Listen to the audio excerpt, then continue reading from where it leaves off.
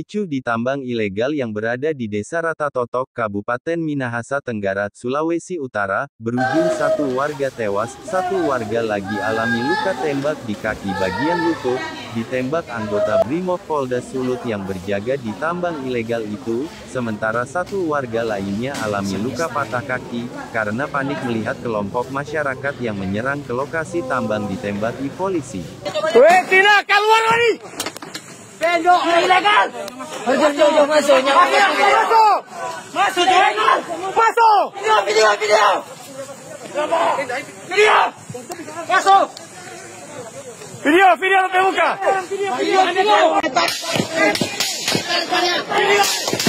Hei, mati satu.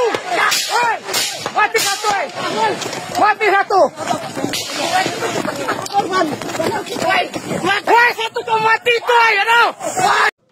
Insiden berdarah ini terjadi di lokasi tambang ilegal milik Yuho, warga negara asing asal Tiongkok, yang diamuk warga, dan ramai-ramai hendak mengusir WNA itu dan kaki tangannya bernama Nano, warga lokal.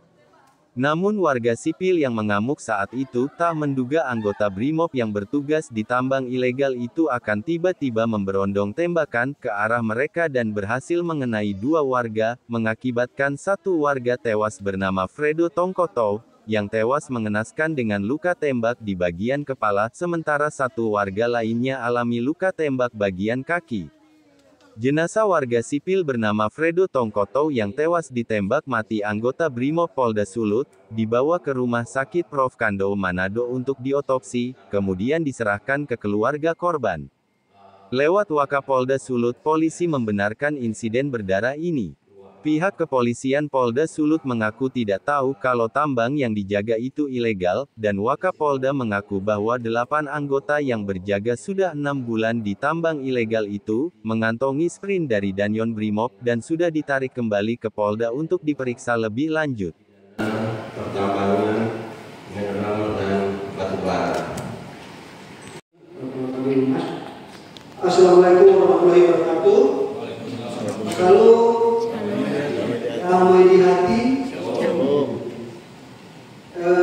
rekan-rekan media yang saya hormati, pada sore ini saya akan menyampaikan dua hal yang terkait dengan kejadian yang terjadi di Ratatotok. Yang pertama adalah terkait dengan terjadinya meninggal dunia anggota masyarakat di sekitar itu. Kejadiannya diawali dengan sekelompok masyarakat yang datang ke lokasi penambangan pada malam hari. Jadi sekelompok masyarakat yang datang pada malam hari dengan bersenjatakan senjata tajam. Ada yang membawa murai parang, kemudian ada yang bahkan informasi sudah kami dalami membawa bom ikan. Datang ke lokasi tambang, yang mana lokasi tambang tersebut ada anggota kepolisian yang menjaganya. Di dalam situ ada sekitar 8 orang.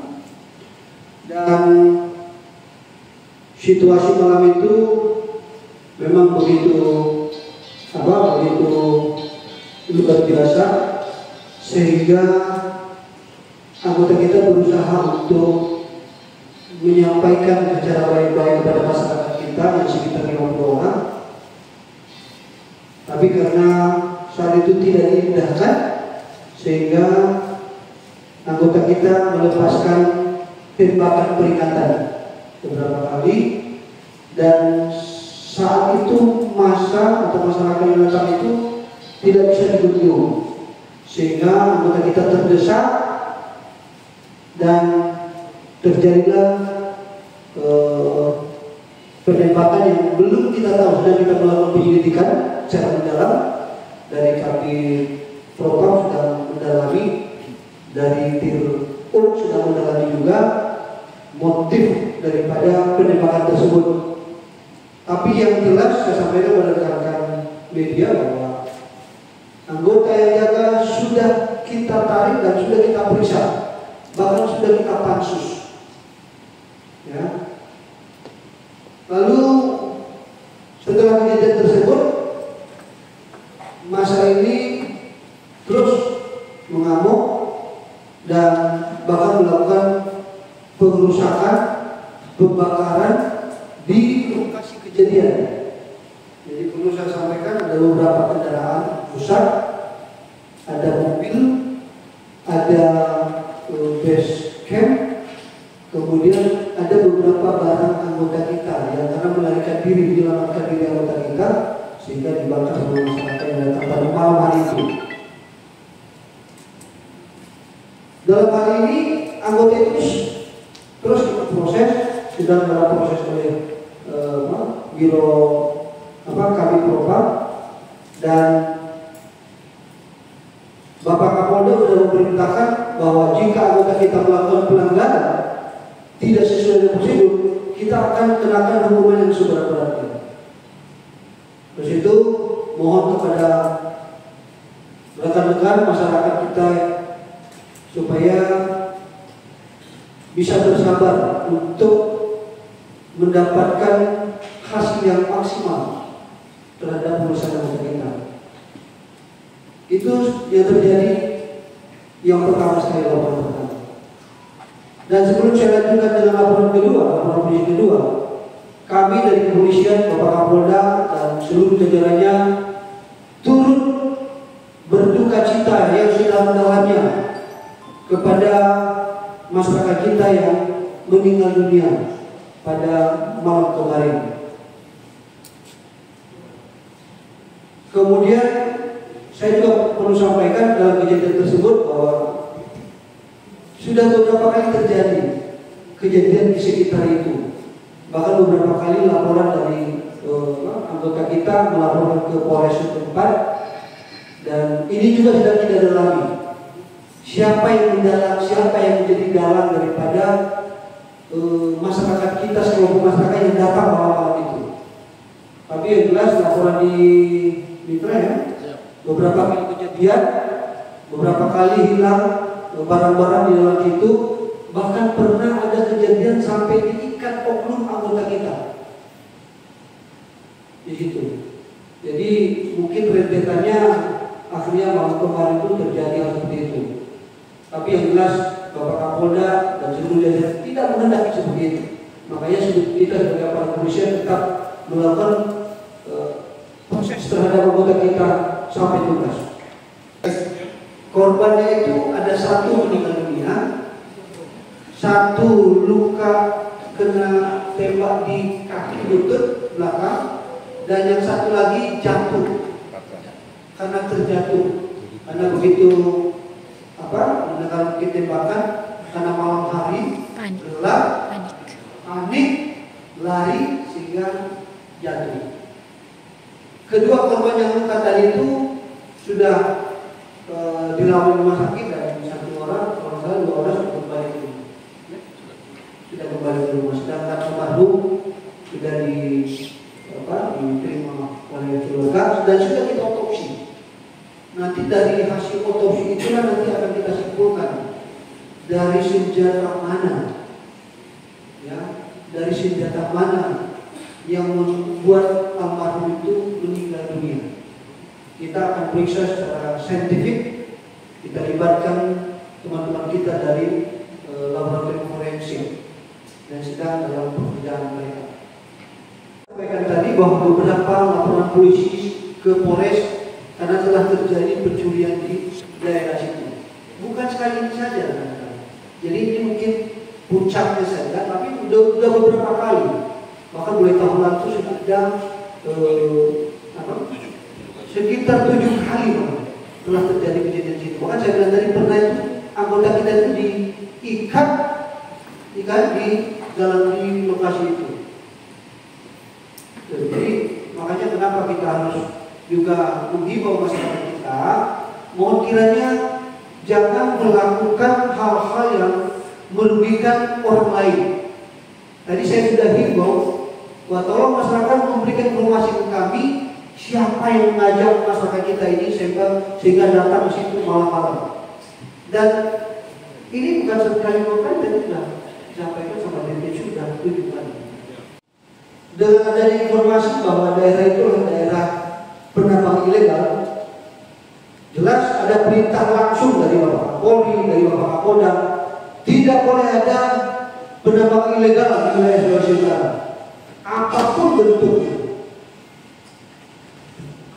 Maka kita dengar bahwa area itulah area mereka yang sudah dibeli dari masyarakat, tapi tetap walaupun itu area sendiri, jika mau menambang harus lewat aturan-aturan yang sudah digariskan oleh undang-undang pertambangan.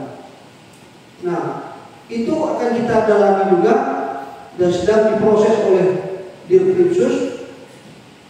Bahkan mungkin dalam waktu dekat ini kita akan melakukan tindakan yang keras dengan penahanan terhadap oknum salah satu warga negara asing yang melakukan penambangan di lokasi tersebut.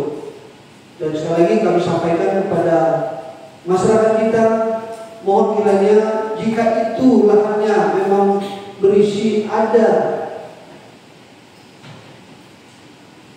emas, tolong diurus izinnya. Tidak boleh melakukan penambangan karena itu daerahnya, tetap harus sesuai dengan aturan. Jadi ada 2 hal, pertama masalah penembakan kita akan terus proses oleh Propam, dan yang kedua adalah masalah illegal logging oleh Dirkrimsus, dan yang ketiga yaitu tentang kasus yang ditangani oleh Krimum, yaitu terkait dengan motif penembakan yang terjadi kemarin. Jadi secara berantai kita sudah keluarkan sprint, secara bersama-sama kita akan lakukan penyidikan terhadap 3 persoalan ini. Apakah itu akan disalahkan kepada oknumnya atau pimpinannya yang memerintahkan dia untuk melakukan tugas di situ? Terima kasih. Terima kasih. Pertama. Langsung saya jawab. Jadi tahunya polisi bahwa ada tambang ilegal itu setelah kejadian ini kita juga baru tahu. Ya, kita baru tahu.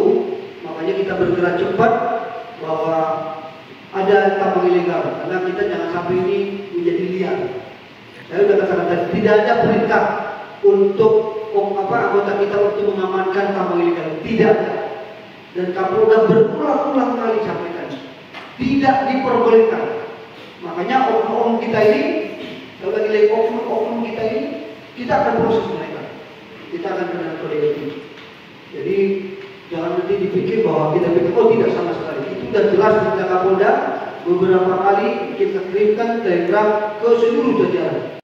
Nanti akan kita periksa, bahkan atasannya juga akan kita minta keterangan. Tapi kan kita menunjuk aja praduga tak bersalah. Maka saya katakan tadi seperti kita akan mencari sekarang dari senjata mana yang membuat korban itu meninggal dunia. Itu akan kita lakukan penyelidikannya itu melalui pemeriksaan sidikatan lewat laboratorium forensik.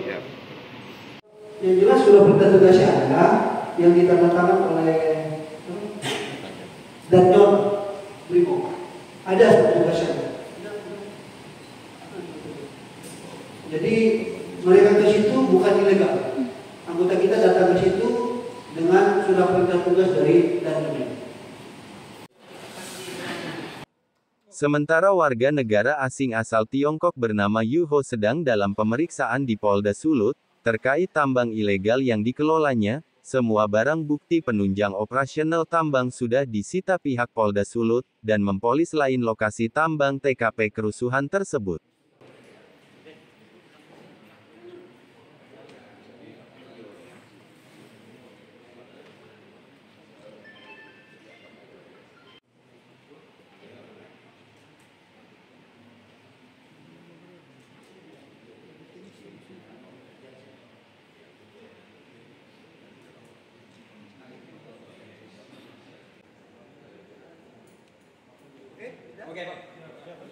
Tim Network News melaporkan.